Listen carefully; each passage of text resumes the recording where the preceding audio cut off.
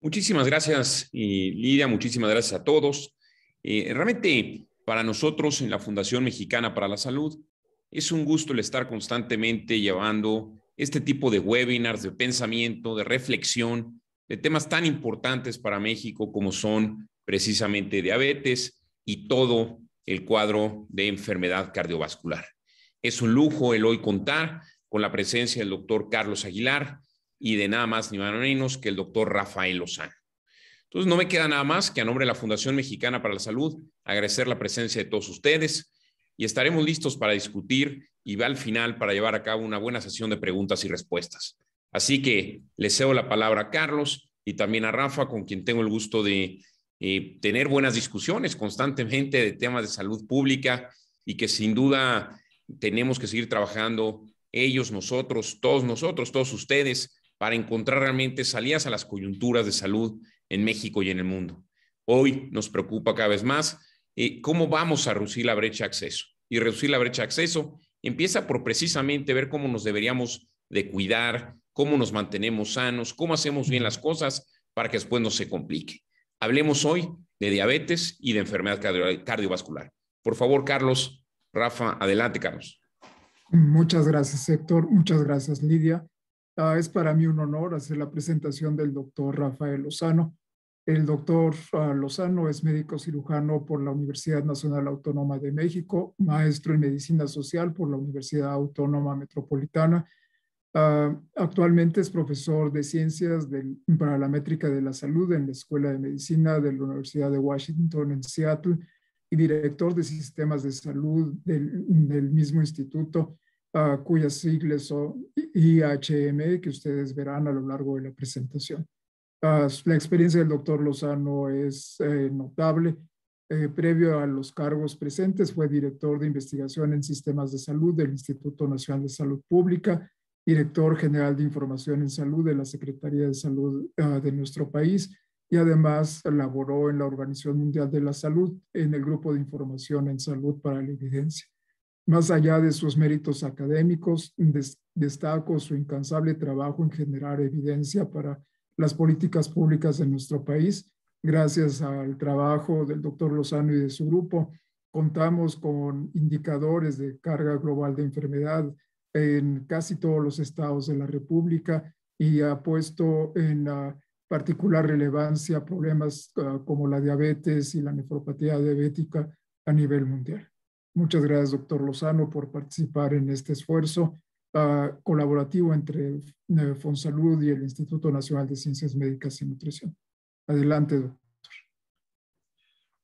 Muchas gracias, Carlos, doctor Aguilar Salinas. Creo que para mí es un honor que alguien tan distinguido haga esta presentación de mi persona. Además, me honra con su amistad. Lo mismo que le agradezco a al doctor Héctor Valle, que siempre nos da muy buena acogida en la Fundación Mexicana para la Salud. Y creo que esta es una oportunidad de oro. A Ernestina Polo también le agradezco mucho todo su trabajo de organización para que esto esté funcionando de maravilla. Me gustó mucho el título de la serie temática, porque ustedes nos proponen discutir a propósito del control y prevención de diabetes y comorbilidades, y eso da pie perfectamente a la temática. Y por otro lado, la construcción de evidencia para la política pública en términos de la enfermedad crónica no transmisible. Y como no me gusta ir a estas reuniones solo para que no me echen un montón, me permití invitar a dos doctoras, eran una promesa hace unos años, ya son realidades, investigadoras ambas, una radicada en México, Linda Morales, en la Fundación Carlos Slim, y Cristian Razo, que está acá en Seattle, en Washington, conmigo, como haciendo un postdoctorado. Me agrada mucho haberlas invitado porque además con ellas aprendí mucho durante su trabajo de tesis de doctorado, que por cierto ambas se graduaron con mención honorífica. Cuando hablamos de carga de la enfermedad, yo les quiero decir que, déjenme ver, ahora ya no lo puedo cambiar. Ok, de que la carga de la enfermedad, su nombre genérico en inglés es el Global Burden of Disease, y regularmente se usa el acrónimo del GBD. Y se trata de una tecnología de medición de las pérdidas de la salud que tiene más de 25 años en campo. Es relativamente joven, esto no es nuevo. El mismo año que celebramos los 100 años de descubrimiento de un tratamiento o de la insulina, estamos hablando de un cuarto de siglo de una tecnología de medición. Sin embargo, su contribución es importante. Fue la primera metodología que estableció cuáles eran las principales causas de muerte en el mundo en 1993. Les parecerá difícil de creer, pero hasta 1993 pudimos responder esa pregunta. Y la carga de la enfermedad nos enseña a sumar lo letal y lo no letal, y se los voy a presentar en unos minutos. Hace 25 años éramos 12 analistas, actualmente son más de 200 investigadores, etcétera. Nosotros trabajábamos en un grupo en Harvard y teníamos menos memoria RAM en nuestras computadoras que las que tienen ahorita ustedes en su teléfono celular.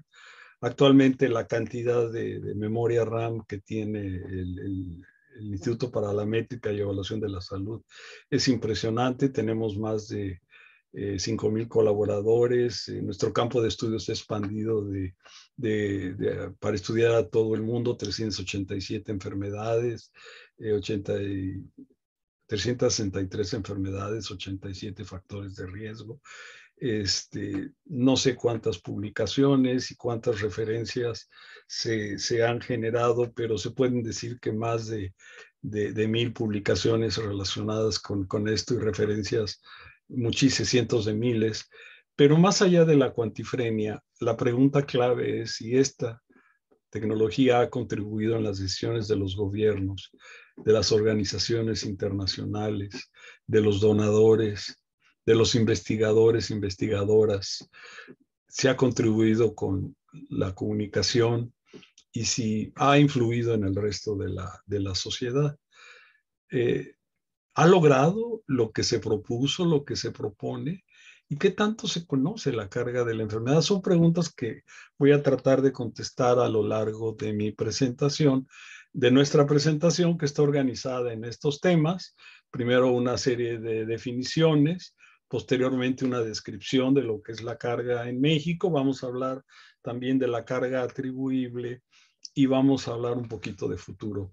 Es importante mencionar que aunque la temática decía diabetes mellitus, a mí me pusieron el título de diabetes mellitus y enfermedad cardiovascular, y pues yo soy muy obediente y seguí con ambas procesos, pero de esto estamos hablando de una gran cantidad de información. ¿Qué es la carga de la enfermedad? Yo tengo que regresar, aunque tiene 25 años y mucha gente la conoce, quiero asumir de que todavía hay a lo mejor una o dos personas que no, y suficiente para que yo tenga que repetir que el concepto de carga proviene de una traducción de burden, que quiere decir carga, lastre, peso. Algunos de ustedes conocieron publicaciones que le llamábamos el peso de la enfermedad en México. Se trata de la carga o el peso que las enfermedades, las lesiones y los factores de riesgo le generan a la sociedad y en particular al sistema de salud. El sistema de salud tiene que remar, tiene que jalar un rastre con el que se tiene que mover para cumplir su compromiso con la sociedad. Cada quien hace con la carga lo que puede, se lo echan al hombro, van contra la colina, la echan todo en la parte de atrás de la bicicleta o encima del camión.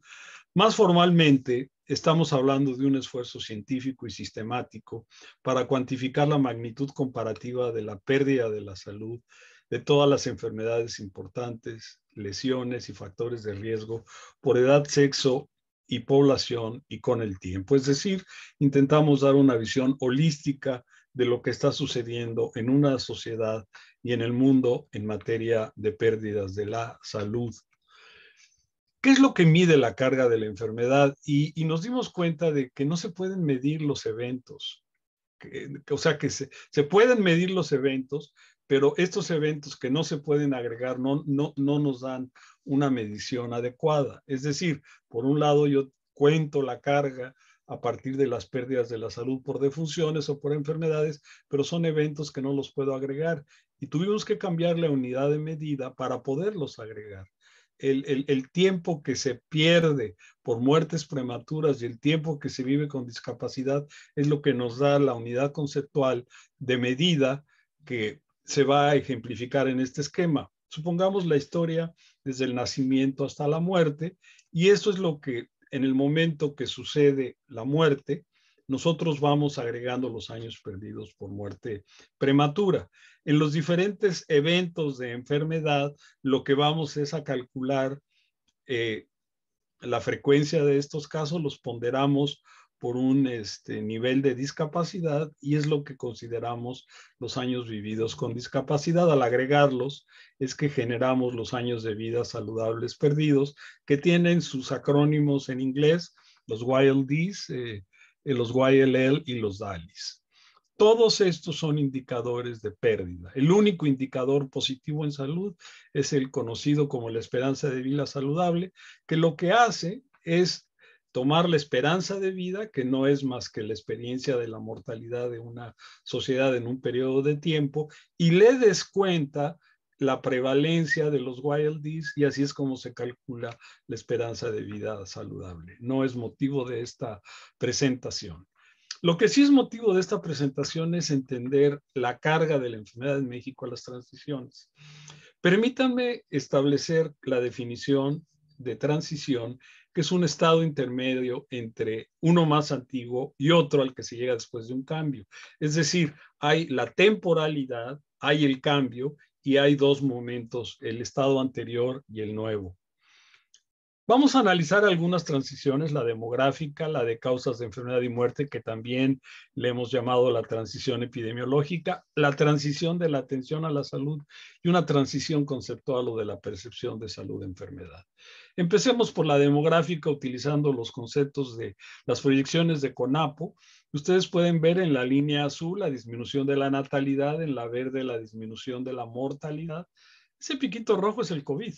Eso no lo tiene cuantificado, ese lo hice yo, para que ustedes vean cómo se desvía la tendencia, y esto ya nos va a traer todas las consecuencias en términos del impacto.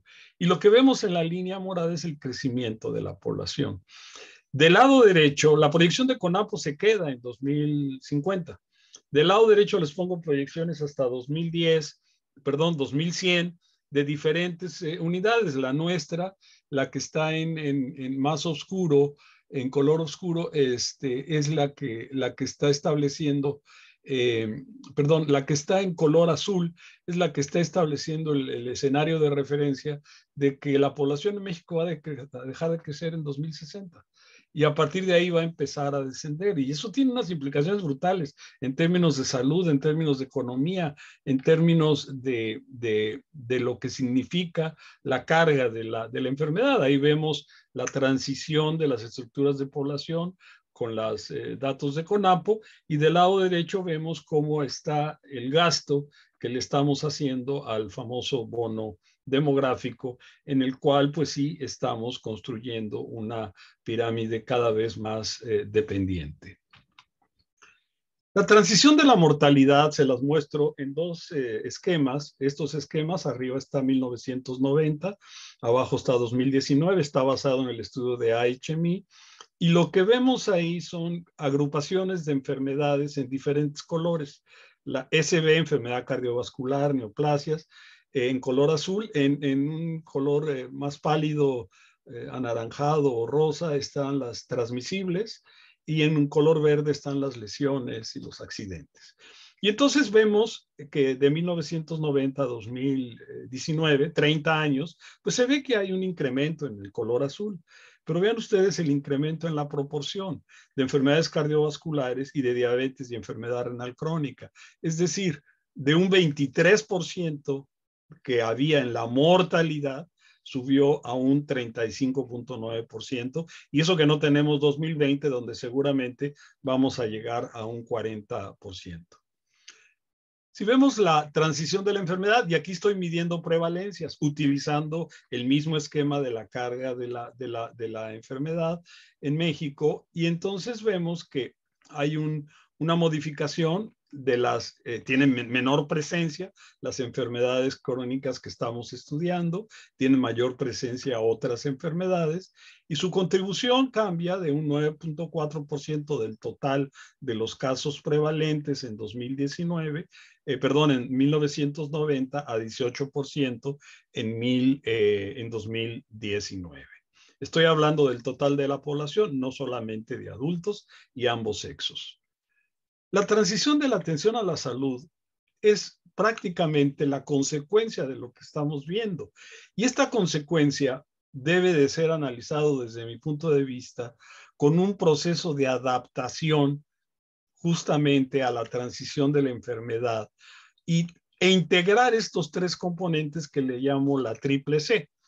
El concepto de cronicidad tanto para enfermedades como para tratamientos y exposición, el concepto de comorbilidad, que son múltiples enfermedades simultáneamente, y el concepto de continuidad en la información, que no cada vez que vas al sistema de salud te hacen una nueva historia clínica, continuidad en la relación, es decir, que es el grupo de médicos o de enfermeras, el grupo de atención el mismo y no te están cambiando. Y por último, la continuidad en la forma como se organiza el sistema. Y le agrego dos Cs que provienen del doctor Ignacio Chávez para mejorar todo lo anterior, que es la C de confianza de la población al sistema y la C de conciencia de los trabajadores del sistema sobre lo que están haciendo en relación con su compromiso con la sociedad. La transición del concepto de salud-enfermedad va de dos componentes. Estar enfermo. Una persona se enferma de una infección o sufre un accidente y tiene que ser encamado hasta que se recupera o sana. A veces no al 100%, pero cerca del 100%. Se dice, se curó.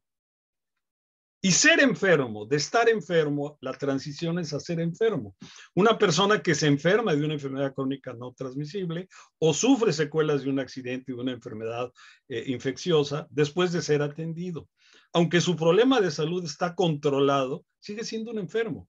Puede trabajar, estudiar y hacer su vida lo mejor posible, pero no se curó. Incluso algunos de ellos se llaman sobrevivientes. Y este tipo de transición también la tenemos que considerar en términos de nuestra materia de estudio. Las definiciones que les quería decir. Para el GBD, nosotros tomamos justamente las definiciones de la clasificación internacional de enfermedades, y dentro de diabetes tenemos los dos tipos de diabetes. De la enfermedad renal crónica tenemos la que se debe a diabetes, la que se debe a hipertensión, la que se debe a glomerulonefritis y otras. Y dentro de las enfermedades cardiovasculares tenemos una colección muy grande, es desde las reumáticas, las hipertensivas, las isquémicas las dividimos en agudas y crónicas, la cerebrovascular con sus problemas hemorrágicos e isquémicos, y los problemas periféricos que también están presentes para dar el contenido cardiovascular. Este es el resultado de lo que sería la medición de las causas de muerte, pero también tenemos las secuelas, es decir, los resultados no letales de la enfermedad. Los diabéticos sin complicaciones, los diabéticos que sufrieron un deterioro de la visión por la retinopatía, los diabéticos que tienen una neuropatía que puede ser diferentes modalidades, o en el caso de la enfermedad renal crónica, los diferentes estadios de la enfermedad renal crónica hasta el estado terminal, que son clasificaciones usuales de los organismos relacionados con este tipo de problemas, y que nosotros es como estimamos la cantidad de años vividos con discapacidad. En el caso de la enfermedad cardiovascular es aún más complejo. Ustedes pueden ver la colección de consecuencias que estamos analizando. Algunas de ellas ni siquiera caben en el cuadrito que les pusimos. Y en realidad cada uno de estos componentes se van agregando para formar la enfermedad que está en letras más grandes, la cardiopatía isquémica, con todos los diferentes tipos de infarto, la fibrilación arterial con todos los diferentes fallas cardíacas. Y lo que estamos analizando es cada uno de estos componentes por edad, por sexo, por el país y por el año que estamos calculando la carga de la enfermedad. Yo nada más les coloco este ejemplo porque la insuficiencia cardíaca. La insuficiencia cardíaca es la tentación de las personas que llenan los certificados de defunción para ponerla como causa básica de muerte cuando no lo es. Es una causa intermedia. Pero esto nos genera mucho ruido en el estudio de la carga de la enfermedad porque tenemos que distribuir la insuficiencia cardíaca sobre diferentes causas. Aquí yo nada más les traigo el ejemplo de que aquella insuficiencia cardíaca que está relacionada con enfermedad arterial coronaria, bueno, va a dar a ser una cardiopatía isquémica, pero alguna está relacionada con desórdenes vasculares, otra está relacionada con problemas del corazón izquierdo, corazón derecho. Algunos están relacionados con entidades fuera del sistema cardiovascular, como los desórdenes relacionados con el uso de cocaína, enfermedad de Chagas, la anemia, las hemoglobinopatías, la cirrosis, en fin, la enfermedad pulmonar obstructiva crónica. Todo esto tiene que ver con la insuficiencia cardíaca que se coloca dentro de las enfermedades cardiovasculares, pero en realidad no necesariamente lo es. Una vez aclarado esto, déjenme pasar a presentarles algunos resultados.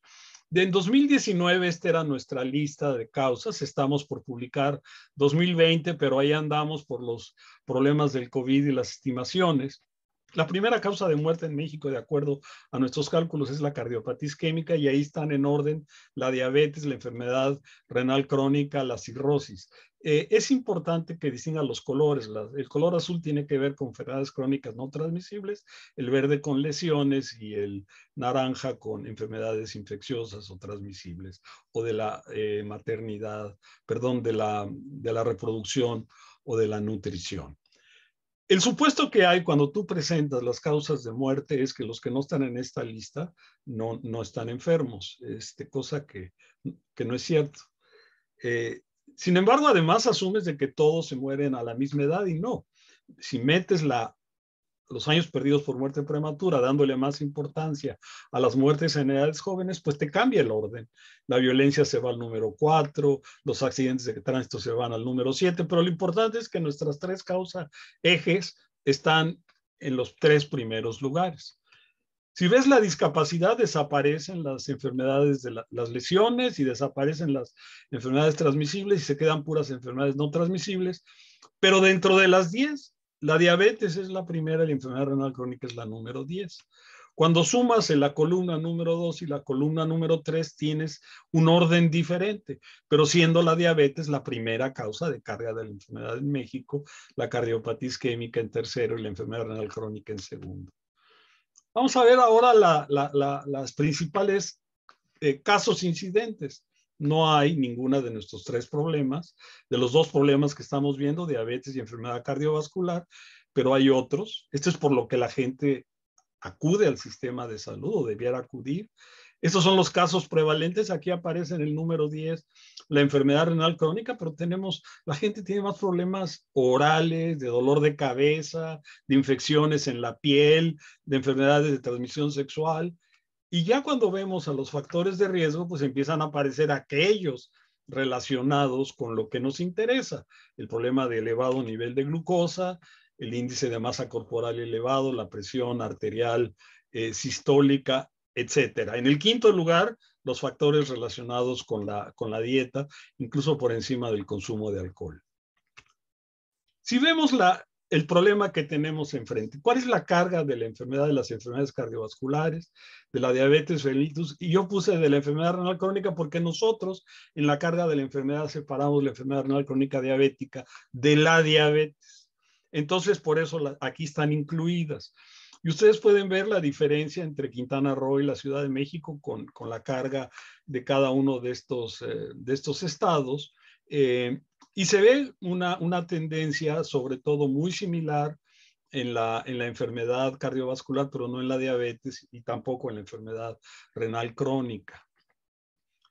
Fíjense ustedes que si ponemos a las mujeres y las ordenamos de acuerdo a las 20 primeras causas que hay en el país, y ven ustedes que la diabetes en todos los estados están por orden alfabético, es la número 1 en mujeres de carga de la enfermedad. La enfermedad renal crónica es la número 2 y la número 3, y la cardiopatía isquémica es la número 2 o la número 3.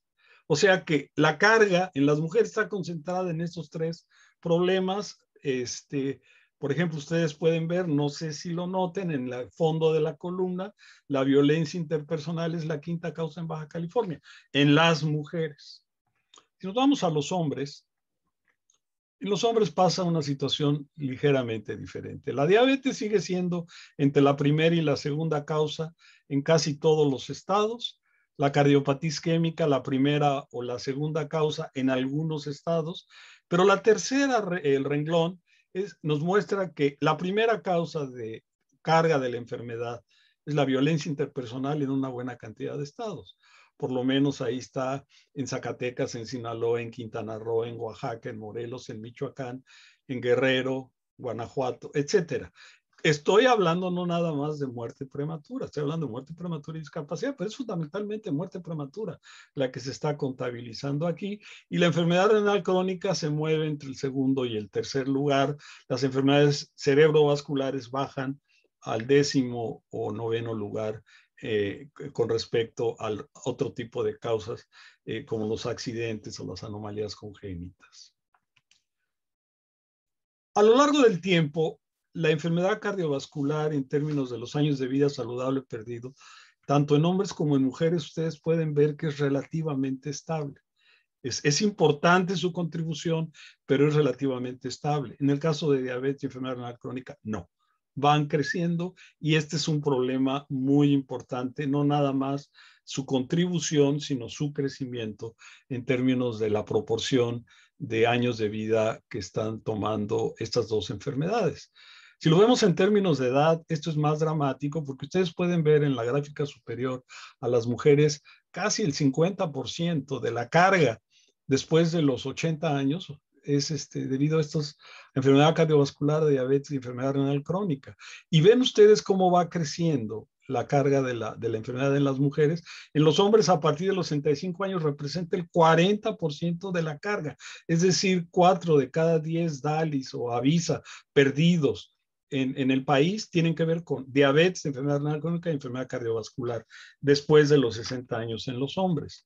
¿Cómo está la composición de principales causas de muerte en México por grupos de edad? Ustedes pueden ver de 30 años, bueno, pues cardiopatía isquémica es la número 15, diabetes mellitus es la 10 y enfermedad crónica es la 7. Pero si empiezan a ver cómo va creciendo la edad, la diabetes se coloca en la primera causa de avisa perdidos a partir de los 45 años y le deja el lugar a la cardiopatía isquémica a los 80 años. Ahí se van disputando los primeros y segundos lugares estas tres causas por todos estos grupos de edad. O sea, es claro que tiene que ver con el sexo, que tiene que ver con la edad, que tiene que ver con la distribución geográfica. Voy a entrar a la carga atribuible de la diabetes mellitus. Estoy escuchando algunos sonidos. Dejamos las preguntas al final, ¿verdad? Ahorita me sigo. Sí, así es. La carga atribuible, por definición, les quiero decir que GBD calcula 2 tipos de carga. La carga directa de las enfermedades, es decir, atribuimos directamente a la enfermedad derivada de los años de vida con discapacidad o de los años por muerte prematura, de lo que está clasificado en la CIE, la cardiopatía isquémica, y ahí están los ejemplos. Pero también GBD calcula la carga atribuible a la exposición a X o Y factor de riesgo. Primero definimos lo que es un factor de riesgo y luego definimos este asunto que es la carga que le vamos a atribuir, por ejemplo, a haber fumado, a haber consumido drogas, a exponerse a ciertas partículas, tanto dentro o fuera de la casa, problemas metabólicos. Fíjense que hay dos tipos de carga atribuible. Bueno, hay un tipo que es la atribuible y la otra es la carga evitable. Y por razones de medición nos quedamos con la primera porque contamos con la carga del día de hoy, pero que deriva de una exposición de ayer. Es decir, si tú quieres calcular la carga de la enfermedad atribuible al tabaco, bueno, tienes que tener las prevalencias de hace 20 años, con la carga que tienes hoy. Pero si quieres calcular la carga que le vas a atribuir a la exposición del día de hoy, tienes que proyectarla a futuro. Y eso es lo que le denominamos la carga evitable. Por supuesto, en términos políticos les atrae más la segunda. Dime cuál es la carga que puedo evitar. Y yo te puedo decir lo que sé en términos de mi limitación de medición, es cuál es la carga que le puedes atribuir a las exposiciones del pasado. Interesante, pero de esta manera es como también nosotros proyectamos el futuro. Nosotros trabajamos con 87 factores de riesgo, que los dividimos en metabólicos, ocupacionales o ambientales y conductuales. Y ahí está la lista. Los metabólicos son poquitos, son 6. Pero si nos vamos a los conductuales, tenemos, sobre todo porque abrimos factores buenos de dieta donde comemos menos de lo que debemos de comer o comemos más de lo que no debemos de comer. Y bueno, pues bajo esa naturaleza, pues tenemos una gran cantidad de factores de riesgo. Tenemos cuestiones relacionadas con las drogas, cuestiones relacionadas con el tabaco, con la lactancia y también en el ambiente. Tenemos aspectos relacionados con no solamente las partículas que están en el aire, sino las partículas en los hogares por el consumo de leña a la hora de calentar, las exposiciones a plomo, las exposiciones a ruido, en términos ocupacionales, el saneamiento, el agua. Ahí está la distribución de todos ellos. ¿Cómo los calculamos? Esta es una clase que le encanta dar a Chris Raso, porque en realidad aquí lo importante es que tienes que definir el factor de riesgo y luego medir la exposición, la proporción de gente que está expuesta a determinada situación. No voy a entrar en el detalle. Luego me vas a decir cuáles son los pares epidemiológicos entre esa exposición y las consecuencias, las enfermedades, y eso lo mides a través del riesgo relativo. Establecemos un mínimo de exposición, de riesgo. Es decir, hay mínimos de riesgo que es 0 y hay mínimos de riesgo que no es 0. Y a partir de ahí entramos utilizamos la fórmula de la fracción atribuible y calculamos la carga atribuible. Esto es muy interesante porque en la medida en que tú me defines el mínimo de exposición a riesgo, por ejemplo en diabetes, que me das 7 como nivel de glucosa, de hemoglobina glicosilada, y si lo bajas a 6.5, pues ese nivel de exposición te va a cambiar completamente el resultado. Y eso es muy importante en términos de lo que estamos midiendo. El resultado en México es que los factores de riesgo van cambiando conforme el tiempo y vemos los que van subiendo, sobre todo los metabólicos, vemos algunos conductuales que van bajando y contra lo que pensábamos también hay factores de riesgo ambientales que van subiendo. La contribución, nosotros no podemos explicar más del 55% de la carga atribuible. Hay mucha incertidumbre alrededor no tenemos más que 87 factores de riesgo y tenemos muchas enfermedades, pero con esta explicación el 13% de la carga tiene que ver con los niveles elevados de glucosa o el 12% con el índice de masa corporal elevado. No estamos tomando obesidad, estamos tomando el índice de masa corporal elevado. La presión sistólica elevada del 8% y ahí sucesivamente. Están en rojo los que aumentaron y en clarito o en negro los que bajaron en esta tendencia de 30 años. Ahí está la carga ya solamente de diabetes y enfermedad renal crónica juntas o de enfermedad cardiovascular para ambos sexos, para todas las edades en 2019. Y la glucosa elevada, pues sí, tiene más que ver con la diabetes y enfermedad renal crónica que con la cardiovascular o en el caso de, aquí debo de tener un error porque la presión sistólica elevada no es 2.5, debe ser muchísimo más de lo que está ahí, debe de ser como más o menos un 7-8%. Y fíjense ustedes que las partículas ambientales tenemos efecto tanto en la enfermedad cardiovascular como en las diabetes, tanto de exposiciones atmosféricas, de partículas atmosféricas como de partículas en casa, que representan como el 25%. Y si ustedes ven la caída, ahorita que les voy a mostrar la caída de la exposición a partículas, eso tiene que ver con la disminución de la exposición a las partículas en los hogares. Si comparamos la carga entre hombres y mujeres atribuible, pues definitivamente es muy similar, con la presencia nada más de tabaco, que sí sobresale en el caso de los hombres en relación con las mujeres, y la baja actividad física que sobresale en las mujeres en comparación con los hombres, pero es muy parecida los niveles de exposición a los factores de riesgo por las diferentes enfermedades analizadas. En el caso del tiempo, ustedes lo que pueden ver en esta gráfica es que la glucosa en ayuno sí aumentó en términos de su presencia, y sobre todo por su incremento en lo que es la enfermedad, la diabetes mellitus, y un poco con la enfermedad renal crónica. El índice de masa corporal también aumentó. La presión sistólica también aumentó en términos del tiempo.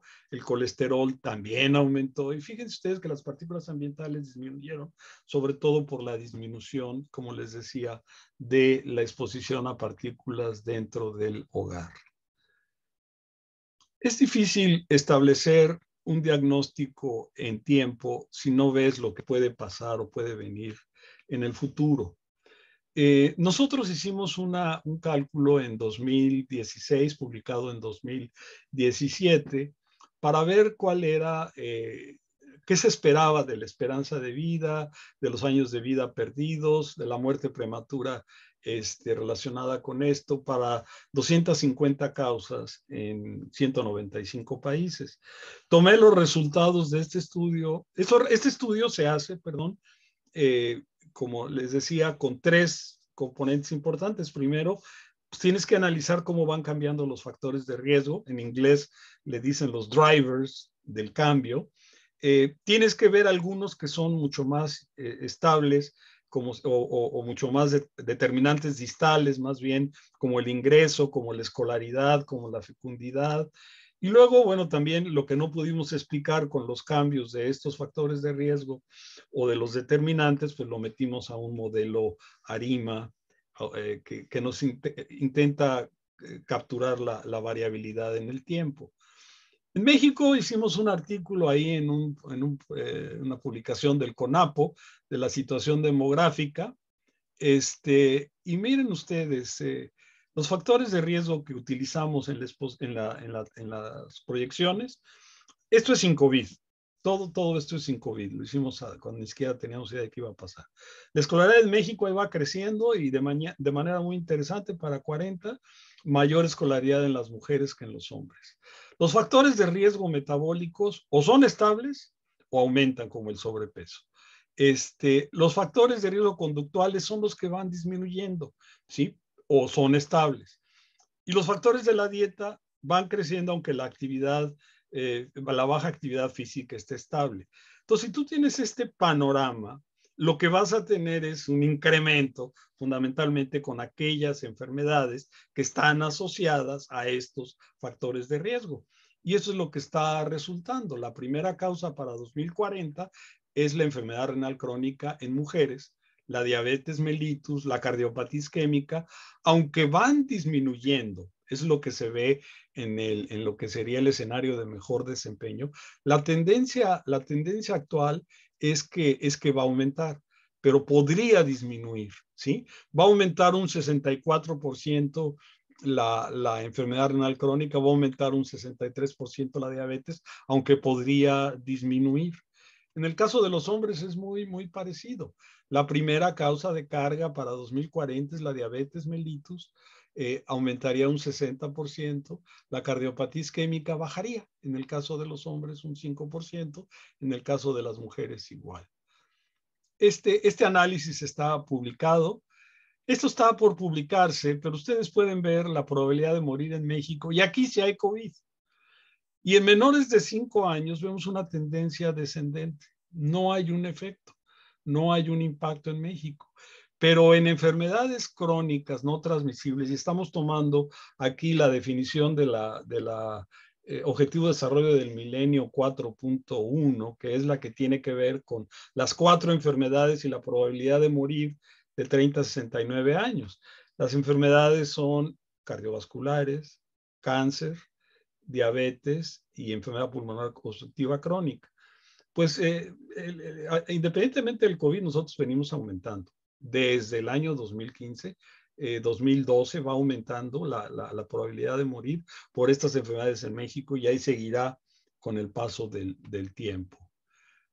Ahora sí voy a meter al COVID. Este es un ejercicio que hicimos hace poco con los datos preliminares de INEGI. Y tengo que resaltar preliminar porque no han publicado los definitivos. El COVID es la primera causa de muerte en hombres y mujeres. Estas son tasas por 100,000. La primera causa de muerte en México en ambos sexos. Pero tenemos 3 escenarios. Un escenario de referencia, un escenario mejor y un escenario peor.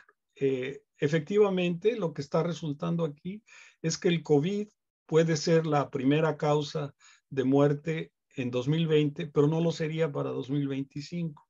La cardiopatía isquémica, que tiene una carga muy importante en 2020, seguiría siendo en 2025 la primera causa. La diabetes, en el caso de los hombres, pasaría a ser la segunda causa, y la enfermedad renal crónica la tercera. Y lo mismo sucede en el caso de las mujeres, es decir, el COVID irrumpe en 2020, pero ya no tiene el efecto que tiene en este 2020 hacia el futuro. Y en cambio, las enfermedades que son de nuestra incumbencia son las que estarían prevaleciendo como las principales. Tengo que reconocer que nuestro primer problema es que nosotros no estamos midiendo comorbilidades. Esto responde a un estudio que encabezó Cris Razo, y estuvo Linda Morales, estuve yo también, en donde analizamos una base de datos del Instituto Carlos Slim que estaban midiendo a gente que detectaban en la población con las enfermedades. Y entonces esta gente, ahí ven ustedes el tamaño de la muestra, pues son una buena cantidad de población. Vemos un traslape de un 20% cuando ponemos hipertensión y diabetes. Y esto es muy consistente. Hubo un estudio publicado con la encuesta de adultos mayores y sale una cantidad muy similar de comorbilidad. Si metemos dislipidemia y obesidad, vean ustedes cómo complicamos la existencia primero del diagrama, y segundo de lo que está sucediendo. En realidad, la intersección de las 4 es muy pequeña, pero en realidad sí vemos esta complejidad, y esto no lo estamos calculando en la carga de la enfermedad. Lo que estamos calculando es un modelo matemático que nos disminuye o nos incrementa la carga debido a la comorbilidad dependiendo de la edad. Eso es todo lo que hacemos. No nos metemos en este detalle. Otra limitación es que nosotros somos susceptibles a las modificaciones en la definición. Si modificamos el nivel de exposición del riesgo mínimo, si movemos los niveles de glucosa o su equivalente en hemoglobina glicosilada, por supuesto que va a cambiar la carga atribuible e incluso la definición, perdón, incluso la carga directa, o si hacemos lo mismo con los niveles de tensión arterial. Y algo muy interesante, porque en la clínica o a nivel preventivo trabajamos con la definición de prediabético y prehipertenso, que no podemos hacer en la carga, porque en la carga tenemos la limitación de que estamos sujetos a la historia natural. Y a menos de que prediabético y prehipertenso sean enfermos, los podríamos medir. Si no, tenemos esa limitación conceptual en nuestro constructo que nos impide hacer la medición. Quiero concluir diciendo que la carga de la enfermedad y la mejora continua de la medición contribuyen con la evidencia necesaria para las políticas públicas, sobre todo la de prevención. Para acercar la ciencia a la población, les invito a pensar que es necesario salir del porcentaje y que hay que pasar a narrar historias humanas. Es decir, el porcentaje es árido, el porcentaje no convence. Lo que convence es la medicina personalizada para tratar la diabetes mellitus tipo 1 y tipo 2. ¿Qué estamos haciendo con células madre que nos pueden ayudar a reconstruir el páncreas y a producir mejores niveles de insulina? O sobre todo para evitar la diabetes juvenil desde un estadio temprano. Eso es mucho más proclive a la ciencia que lo que estamos hablando de porcentajes. ¿Cuántas vidas ha salvado la insulina en 100 años? Ese estudio sería maravilloso. Y eso deriva de un estudio básico que es al que necesitamos también apoyar. Estamos en una fase en que sí podemos construir mucha evidencia en términos poblacionales, pero si no solidificamos nuestras bases en ciencia básica, vamos a seguir contando las consecuencias. ¿Qué tareas a realizar? Tenemos tareas en términos de la prestación de la atención en equipo, recopilación sistemática de datos, mejorar la calidad de los registros médicos electrónicos, establecer registros de vigilancia, prevención y tratamiento. Esto no le va a resultar extraño a Carlos Aguilar porque él propuso estas tareas en el comité de Lancet sobre diabetes. ¿Qué vamos a hacer con los factores de riesgo metabólicos, conductuales y ambientales? Esta es la pregunta del millón. Porque nuestras soluciones son generales y necesitamos ser específicos. Hablamos de fomentar ambientes saludables. ¿Cómo y cuándo? ¿Cuáles? Hablamos de empoderar a las comunidades. La comunidad es resiliente a todo este tipo de problemas, pero también la comunidad llega un momento en que necesita que se le apoye, es decir, no nada más se le responsabilice. Tú tienes que cambiar tus hábitos individuales, pero yo no cambio mis hábitos legislativos o yo no cambio mis hábitos en términos de los ambientes saludables. En esta interacción es donde se encuentra, y en esta encrucijada es donde se encuentra ahora nuestro trabajo a desarrollar en términos de la carga de la enfermedad, pero como les decía y quiero insistir, para acercar la ciencia a la población tenemos que pasar más por las historias humanas. Les agradezco mucho el favor de su atención y quedo atento a sus comentarios y preguntas y les dejo las direcciones electrónicas. Por supuesto que yo sé que ustedes van a tener más interacción con Cris y Linda, pero ahí está la mía por si tienen algún interés. Muchas gracias a todos. Muchas gracias, doctor Lozano, por su espléndida presentación, muy didáctica, y voy a tener el honor de compartir esta sesión de preguntas con la maestra Ernestina Polo, que ha sido motor en esta serie de conferencias. Me gustaría iniciar preguntándole dos fenómenos que me llaman la atención. Uno es el papel marginal como factor de riesgo que juega el colesterol de LDL en nuestra población comparada contra otros países. En nuestra población, el colesterol de LDL sigue siendo una patología invisible, donde menos del 20% de las personas que tienen el colesterol LDL alto lo saben, y menos de la mitad de las personas están en tratamiento y solamente el 10% están adecuadamente controladas. La pregunta específica es, ¿qué contribución tiene en las estimaciones de la carga global el infrarreconocimiento de algunos de los factores de riesgo por la calidad de la evidencia de dónde surge? ¿Cómo les quieren que procedamos? ¿Acumulamos preguntas o vamos una por una? Si gusta, vamos de una por una e incorporamos de la audiencia.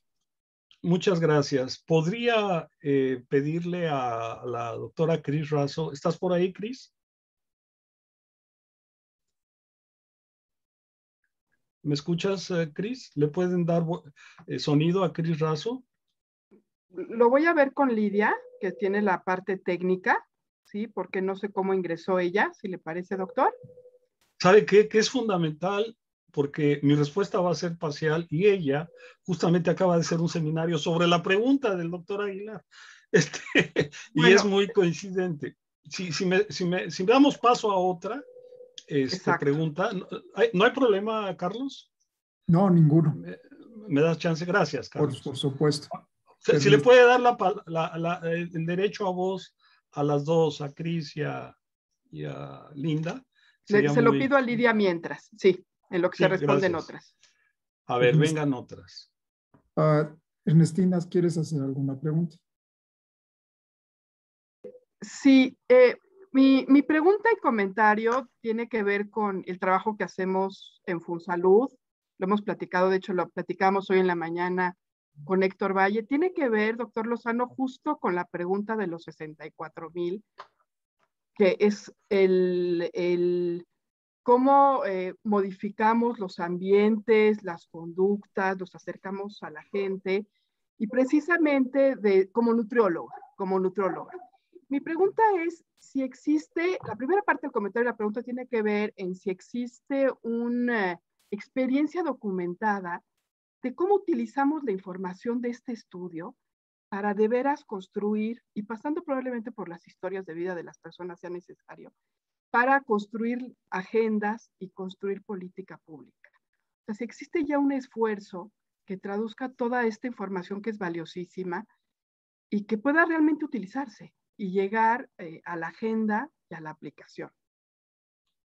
Esa sería es de los 64,000, pensaba yo un poco. Sí, yo se la subo, es 1,000,000, pero en realidad la pregunta está, nosotros sí hemos tenido mucha presencia en los gobiernos y de alguna manera los gobiernos van caminando, a veces tomando en cuenta estos elementos.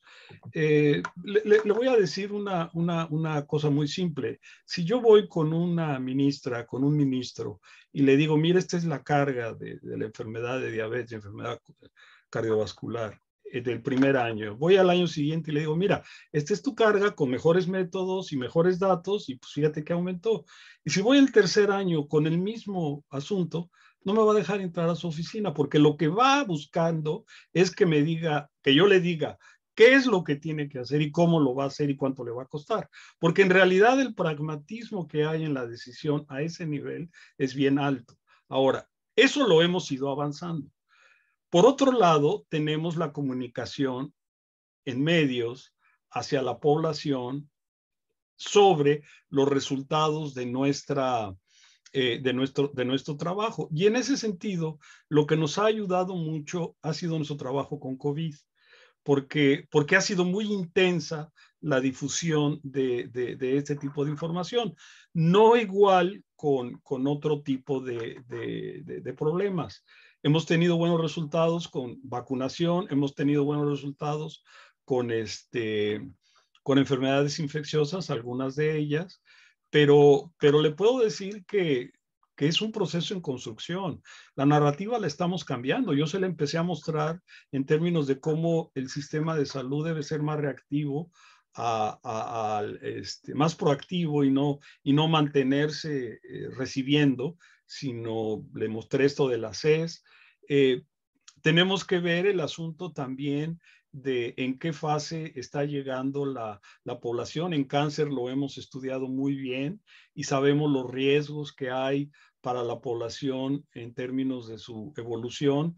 En diabetes lo sabemos menos. En diabetes seguimos con una incertidumbre muy grande de que las personas no se saben diabéticos, a pesar de que incursionemos con los prediabéticos y el tratamiento. Ahí hay mucho más información de parte de Carlos y del grupo de Lancet. Pero la pregunta tiene que ver con esa asociación. Y yo no creo que tengamos la respuesta, y mucho menos en sociedades como las nuestras, en donde en realidad las tensiones o el doble problema de obesidad y desnutrición, de inseguridad alimenticia, están trabajando en el mismo nivel y nos están generando serios problemas, y particularmente ahora con la epidemia.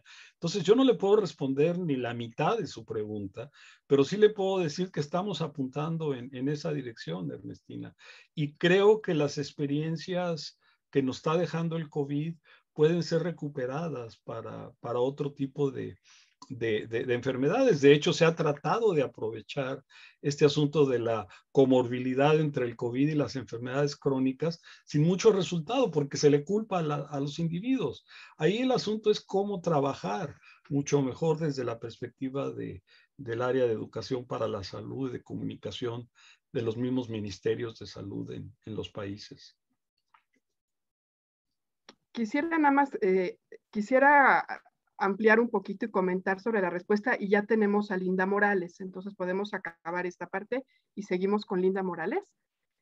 No, quisiera Cris Razo para... Me está diciendo Lidia que no aparece, que no lo encuentra. Bueno, si no la encuentra, yo respondo, pero... Sí, me está diciendo, lo estoy confirmando, pero me está diciendo Lidia que no lo encuentra. Ahorita me los vuelve a contestar. Sobre esto de la pregunta del millón, yo como nutrióloga, y revisando alguna vez de manera muy superficial los datos del estudio y demás, sí veo el reto, me emociona mucho en el sentido de trabajo, ver los factores de riesgo relacionados con la dieta. Tenemos el caso de la carne roja, de la verdura y la fruta, los granos, el sodio. Tenemos dos casos muy particulares y se me ocurre, es trabajo que podríamos desarrollar en Fonsalud o con, no sé, las ideas de las personas que nos están escuchando. El caso de la carne roja es muy distinto al de la fruta y la verdura. Y yo creo que el estudio de la carga rural de enfermedad nos da datos. Se me ocurre caminar hacia una infografía que nos dé claridad en temas muy complejos. El tema de la carne roja es un debate a nivel mundial, complejo, ¿no? Si no, si es mucho, pero hay datos concretos en esto. El caso de la verdura y la fruta, que tenemos que comer todos verdura y fruta, yo lo aprendí hace 30 años en la universidad. Seguimos dando el mismo mensaje. Todos sabemos que tenemos que comer verdura y fruta y aparece como un factor de riesgo relevante en este estudio. Son dos casos muy distintos en el ámbito de la nutrición.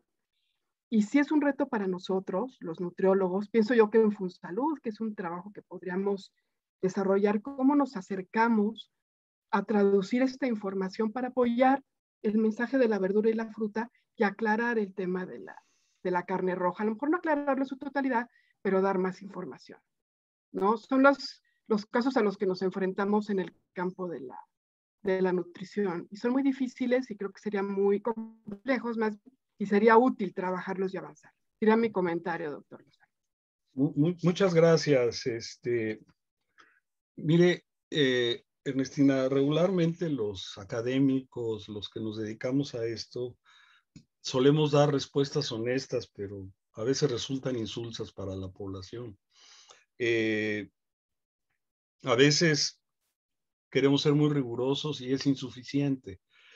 Estamos haciendo un estudio ahorita para ver la evidencia atrás de los factores de dieta y estamos encontrando muchas sorpresas porque hicimos un criterio, vamos a decir, de clasificación para ver qué tan sólida es la evidencia y digamos que donde no hay discusión, porque la evidencia es muy, muy sólida, es entre el consumo de tabaco y el cáncer de pulmón. Pero cuando nos empezamos a meter a la dieta, a los tipos de estudio, cómo se hicieron los estudios, qué se está publicando en cada uno de los estudios, nos llevamos algunas sorpresas. Al final del día, yo como médico no le voy a dejar que mi paciente ingiera dieta que le va a ser nociva, pero tampoco le voy a sobreexagerar de que prácticamente el comer X o Y le va a llevar a morirse, porque también ahí hay una especie de falsa moral en lo que se está diciendo y uno se cubre de la palabra evidencia como si fuera la verdad absoluta, ¿no? Y eso es falso.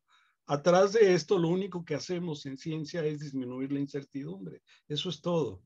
Pero no le podemos llamar evidencia a algo que es débil, y de ahí llevarlo a una política pública. Entonces son dos elementos diferentes, el elemento de política pública y el elemento individual. Entonces en el elemento individual yo comparto completamente su visión de nutricionista, del conocimiento acumulado.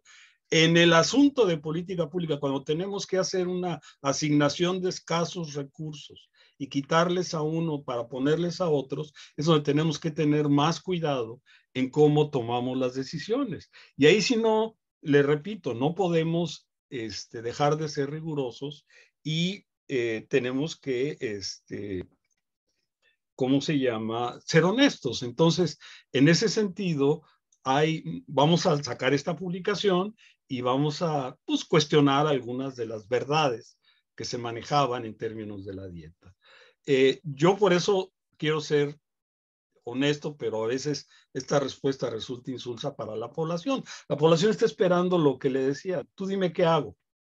Y eso es justamente hacia donde va el mensaje individual. Y el mensaje de comunicación, pues va en el sentido de un acuerdo con la autoridad, pero yo creo que hay elementos en esta administración de mucha posibilidad de trabajo con la autoridad que no habían existido antes, en términos de cómo apretar a la mejora de la dieta y a dejar de consumo de alimentos que no son saludables. Pero bueno, a lo mejor eso pasaría a otro nivel de discusión.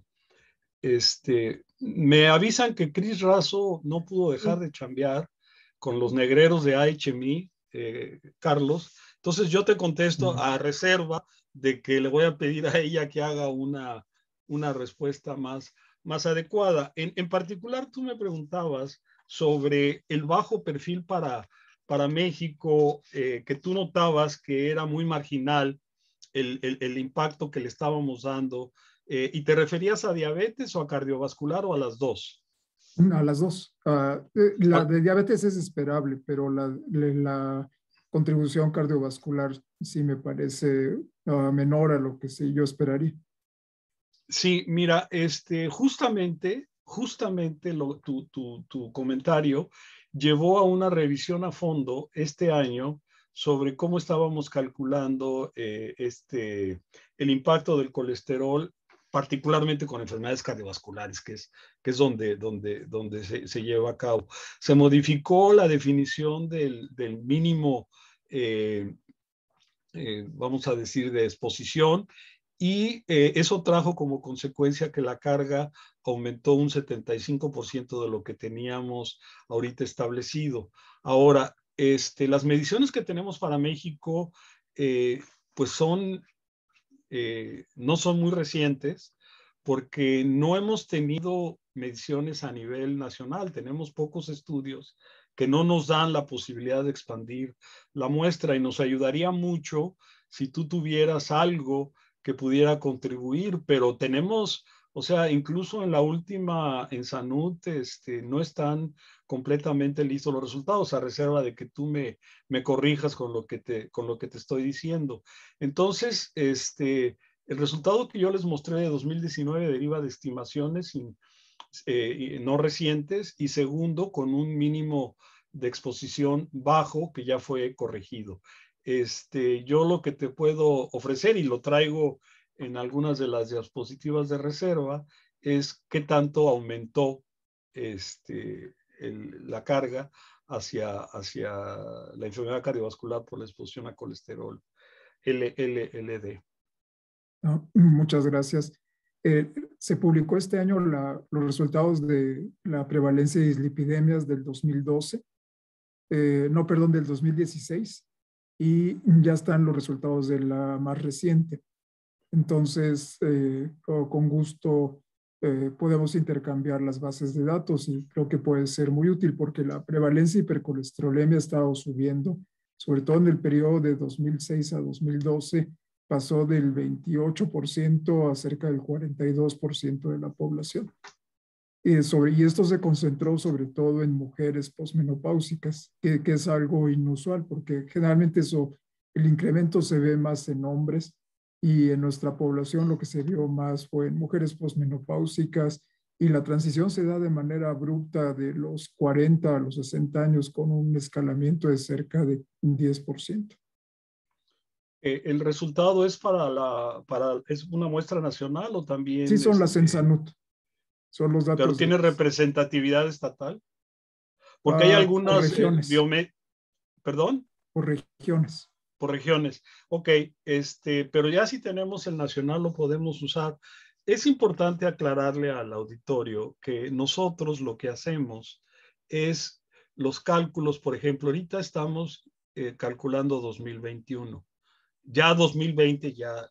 Y 2021 está en una fase en que si no metemos la base de datos ya, en una de esas se nos va hasta 2022. Me da mucho gusto saber que ya está publicado 2016. Eso quiere decir que estamos trabajando con datos de 2012. Entonces, si te das cuenta del desfase que traemos y además un límite bajo, pues ahí está tu respuesta. Con lo que me estás diciendo ya me das un argumento para decirle a Cris que inmediatamente suba esta base de datos para que entonces mejore la estimación y sobre todo me imagino que va a afectar a las mujeres, que es lo que me estás diciendo. Sí. Muchas gracias, Carlos. No, al contrario. En este mismo sentido, la doctora Beatriz Astudillo nos pregunta que tradicionalmente las mujeres han sido infrarrepresentadas en las investigaciones cardiovasculares y tienen menor acceso al tratamiento. ¿Esto tiene algún impacto en las estimaciones de la carga? Nosotros tomamos como parte de los insumos los egresos hospitalarios para ver sobre todo los resultados no letales y calcular indirectamente las prevalencias. Tomamos también las encuestas donde pueden estar mejor representadas las mujeres y por supuesto que el acceso al tratamiento me atrevería a decir que no estamos haciendo correcciones por género, pero lo debería de corroborar. Esto es muy importante porque es harto conocido. Es harto conocido que en el caso de las mujeres no solamente se disminuye su acceso a servicios de salud por atención cardiovascular, sino su acceso a tratamientos. Pero si tenemos la información del diferencial por género está incluido y si no la tenemos no está incluida. Eso lo tendría que confirmar. Pero los datos sí los tomamos como vienen y yo estaría preocupado de que las encuestas subrepresentaran a las mujeres en términos del reporte de padecimientos cardiovasculares. Al final del día, es un buen apunte que hay que estar reforzando constantemente y no es un asunto de México, sino es un asunto mundial. Muchas gracias. Ernestina. Sí, tenemos una pregunta que nos hicieron muy al inicio, que tiene que ver, nos lo pregunta Julio Cid, que por qué entre las principales causas de defunción no aparece el cáncer. Bueno, pues si lo quiere ver como el cáncer todo junto, pues que le pregunte al INEGI, eso lo presente el INEGI, pero nosotros lo que hacemos es separar los 28 tipos de cánceres porque hay 28 diferentes intervenciones. Es decir, lo que hace el INEGI es que mete a todas las enfermedades cardiovasculares. No, das el corazón, las pone. Y no, están las isquémicas, están las hipertensivas, están las reumáticas, igual los cánceres, está el cáncer de mama, está el cáncer de pulmón, el cáncer que es más letal en México es el cáncer de pulmón, por ambos sexos. El cáncer de mama está entre las 10 primeras en las mujeres. El cáncer de próstata ya está en 2020 en las primeras 10 causas de muerte de los hombres, pero claro, si los quiere ver todos juntos, pues sí van a estar ahí, pero nosotros no presentamos las causas de muerte agrupadas. Las mostramos desagregadas para que puedan ser usadas en términos del análisis de intervenciones en salud. Contamos con una pregunta del doctor Manuel Urbina, al cual saludo y celebro que esté en esta sesión. Lo felicita por la presentación y nos pregunta cuál es el peso de los determinantes sociales de la salud y cómo afectó el incremento de la pobreza multidimensional en el caso de acceso a servicios de salud en la carga de diabetes y enfermedad cardiovascular. Gracias, Manuel. Buenas tardes. También celebro que estés con nosotros. Son preguntas que no puedo contestar porque no son parte del estudio de la carga. Lo que hace la carga, y esto establece relaciones eficientes con los factores de riesgo, establece intermediaciones con los factores de riesgo, pero no se aleja demasiado. Hemos intentado ver cuál es, por ejemplo, la carga asociada a la temperatura, que es un poco más abstracto, y hemos separado en temperatura fría e incremento de temperatura. Hasta el momento encontramos más efecto en la temperatura fría que en el incremento de temperatura. Pero más allá de eso, no hemos incursionado en los determinantes como pobreza. De hecho, la primera pregunta es cómo la mediríamos, ¿no? Los niveles de pobreza son muy diferentes en el mundo, y los pobres en España, me decía mi hermano, están ahorita en serios problemas por el incremento del pago de la luz. Y le digo, oye, pero son los pobres como los de acá, y pues por supuesto que no, y los pobres en Inglaterra, pues tampoco son. Entonces es una pregunta muy, muy compleja, muy abstracta, y por supuesto que tienen que ver con el acceso. Ahora, los servicios nacionales de salud, pues tratan de cubrir esas carencias a pesar de los niveles de pobreza, pero es una pregunta que por lo menos yo le puedo contestar al doctor Urbina diciéndole que el acceso a tratamientos en población del IMSS en México en 2020 disminuyó, y la población del IMSS pues es más o menos un estrato homogéneo. Pudiera haber, pero si como decía mi padre, si eso pasa ahí, ¿qué te podrás imaginar donde no hay esa homogeneidad en los estratos? Entonces seguramente hay un efecto que hay que investigar, pero la carga de la enfermedad no llega a ese nivel, Manuel. Es demasiado complejo para medirlo. Tenemos otra pregunta de parte de Nehemías Calel de Guatemala. Nos pregunta que si puede existir un sesgo por la COVID-19 que aparezca como primera causa de muerte, particularmente porque los médicos están dejando a un lado las otras causas de muerte al momento de llenar los certificados de defunción. Gracias por su pregunta, doctor. Yo creo que la respuesta va en otro sentido. Yo pienso que hay una subestimación. La primera respuesta es, en México el año pasado, el año pasado fue 2020, el año antepasado se registraron 770,000 muertes, y en 2020 1,086,000. Esas 338,000 diferentes, el 60% son COVID hasta ahorita, pero hay alrededor de 26,000 que son neumonías.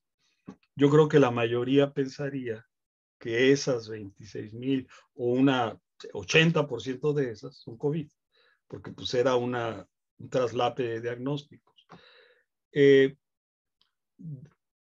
Hay como 56,000 más por enfermedad isquémica. Nuevamente la pregunta, ¿el COVID estuvo o no presente en esas causas? Yo me atrevería a decir al contrario, que lo que se está registrando ahora representa alrededor del 80% del total, y todavía nos falta un 20% más en 2020. Y 2021 no va a ser muy, muy diferente, pero no hay ningún compromiso por poner un diagnóstico.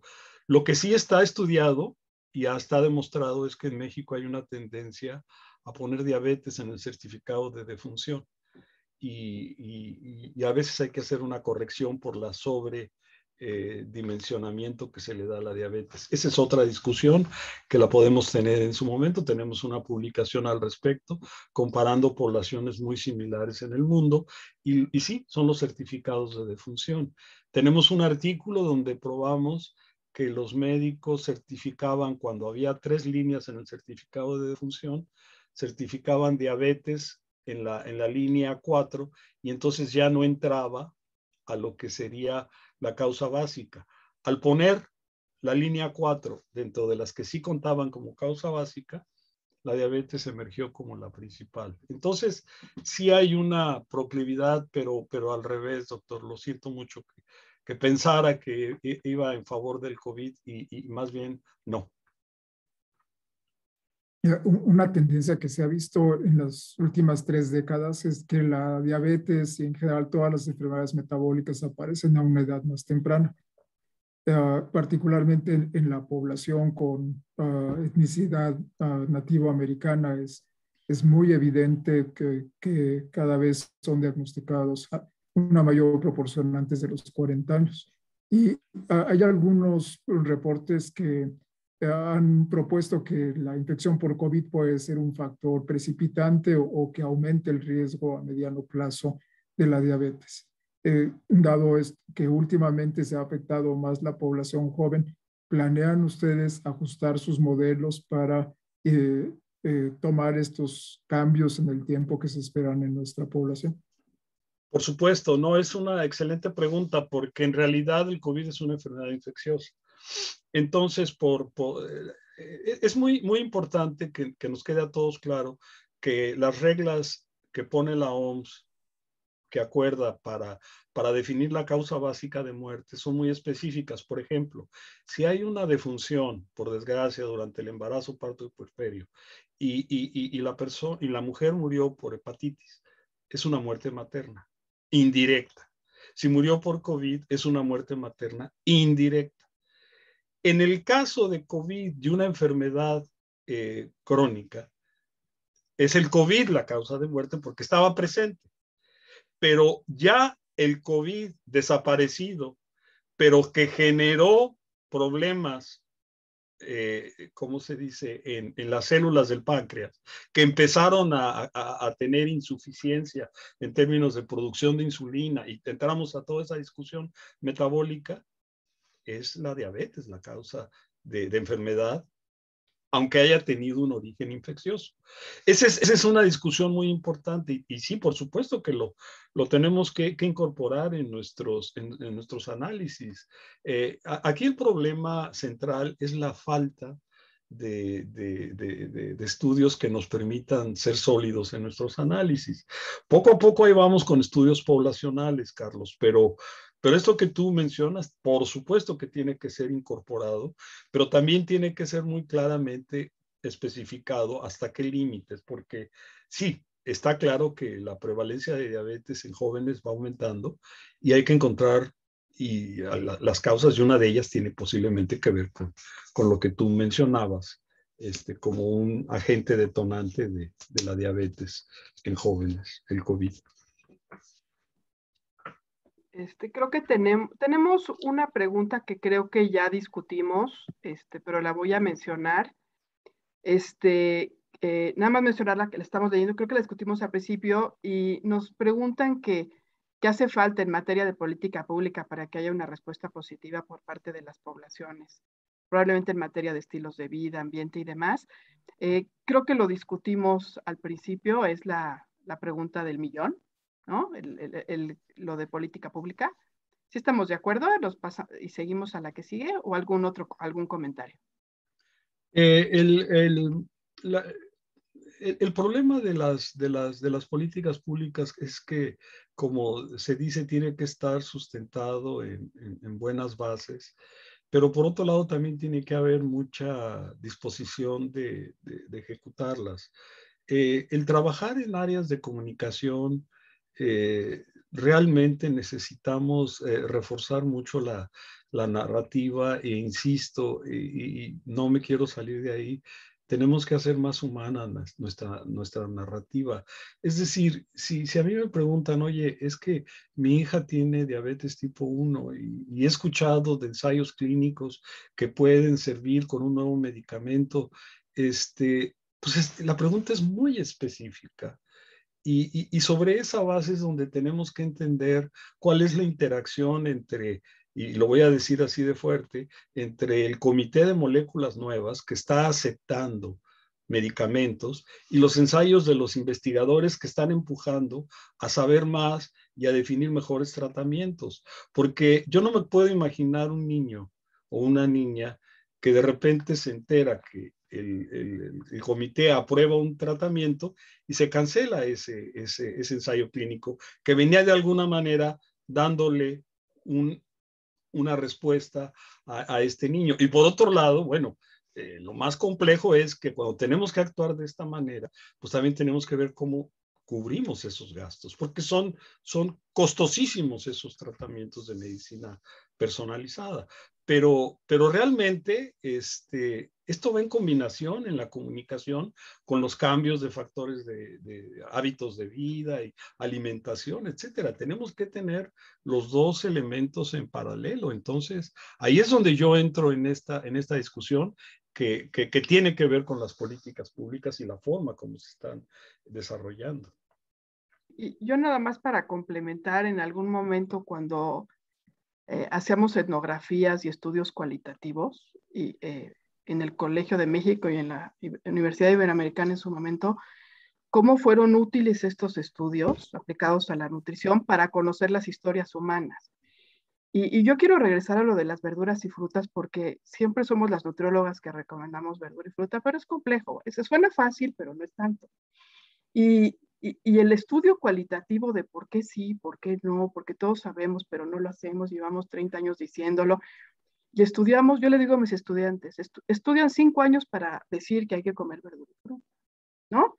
Pero todas las historias que hay detrás de la verdura y la fruta, ¿no? Que podemos conocer a través de historias humanas y de estudios cualitativos y etnografías, toda la metodología etnográfica, creo que sería un aporte muy relevante para la construcción de la narrativa, ¿no? Nada más es una idea, un comentario. No, es buenísima, totalmente de acuerdo. Por ahí también va el punto. Y también va por el asunto del análisis de costos. Es decir, si yo hago una prescripción de dieta, quizás poner esa prescripción de dieta a un prediabético y además le digo que haga ejercicio y que, en fin, y por otro lado le pongo el costo de la metformina, que le significaría mantener sus niveles de glucosa, le estoy poniendo en inglés le dicen el trade-off, le estoy poniendo una decisión muy fuerte en términos económicos, porque algunos podemos comprar nueces, pero si hay algo caro en la dieta es comer nueces, y ahí hay ingredientes que pueden ser muy, muy nutritivos. Entonces, yo me atrevo a decir que a veces la prescripción de dieta es mucho más costosa que la prescripción farmacológica, independiente. Yo no estoy en favor de las prescripciones farmacológicas,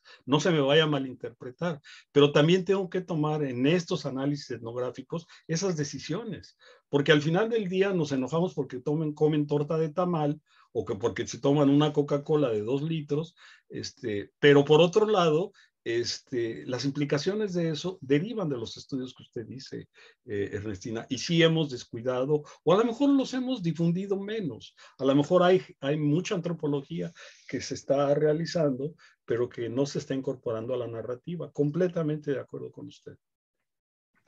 Gracias. Creo que tenemos una última, la tenemos en la sección del chat y la tenía yo perdida. De parte de Francisco, no alcanzo a ver, de Francisco, que nos pregunta, doctor Lozano, si geográficamente pueden verse tendencias, por ejemplo, entre estados vecinos. Esa es la pregunta, sí. Por supuesto,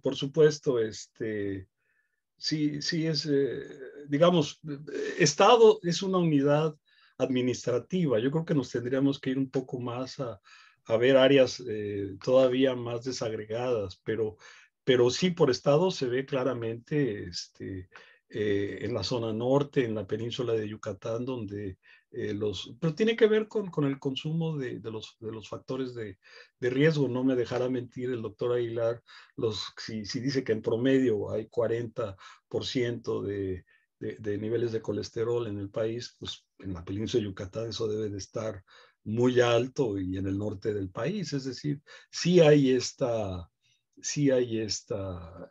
distribución geográfica, y lo paradójico es este famoso estudio epidemiológico de los japoneses en San Francisco o de los mexicanos en Estados Unidos, que a veces los ambientes hacen que la gente, aunque viva en un ambiente, aunque provenga de un ambiente sano, el medio ambiente lo enferma, o viceversa.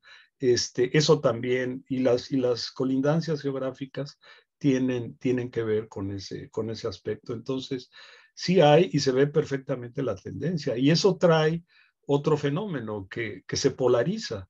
Es decir, los extremos se van abriendo, los que mejoran más, y los que empeoran más. Entonces polarizan la situación, y eso hace todavía más perverso el efecto. Muchas gracias, creo que son todas. Sí, perdón, adelante, doctor. Quisiera concluir mi participación dando las gracias al doctor Lozano, no solamente por la plática, sino por toda la evidencia que ha aportado a nuestro país. Creo que el fenómeno predictivo que aporta, o el valor predictivo que aporta la información, debe de ser la base para generar políticas públicas, no solamente por intervenciones individuales, sino en paquetes. Es muy difícil desagregar el comer nueces o comer verduras para la creación de políticas públicas. Son programas transversales que incluyen un montón de intervenciones, y que desafortunadamente a veces los gobiernos les cuesta mucho trabajo entenderlo como un todo, si no lo quieren desagregado en peras y manzanas. Entonces, los datos que nos ha presentado deben ser la base para generar estos paquetes de intervención que no cambian las cosas de un día para otro, pero que los técnicos son los que deben de generarlos. Un placer, doctor Lozano, y un abrazo como siempre. Sí, muchas gracias, doctor Aguilar, por el mensaje. Igualmente, muchísimas gracias, doctor Lozano, por una excelente charla que nos presenta retos. Yo desde mi trinchera de la nutrición es fascinante. Realmente en la disciplina nos queda mucho por hacer. Creo que hay mucho que contribuir y también sumar a la narrativa desde la nutrición. Agradezco mucho el tiempo, los datos, la información. Agradezco también de parte de Funsalud, de Héctor Valle, de todos los que trabajamos en este momento ahí. También la presencia de todos los que están, de los que asistieron esta lluviosa tarde y difícil. Primer día de clases en México, ha estado complicado toda la ciudad el día de hoy y con mucha lluvia. Les comento que se graba la conferencia, vamos a tener disponible en el portal de Funsalud, y pueden recurrir a ella, y esta conferencia suma a las otras que hemos tenido, que es la construcción de la historia que pensamos el doctor Aguilar y yo en algún momento, ¿no? Cómo ir narrando esta historia de la diabetes y las enfermedades metabólicas en México, y pueden consultar el programa de la serie temática para la siguiente conferencia que tendremos a finales del mes que entra. Les agradecemos mucho la presencia a todos nuevamente, y muy buenas noches. Gracias. Muchas gracias. Buenas noches. Gracias. Buenas noches.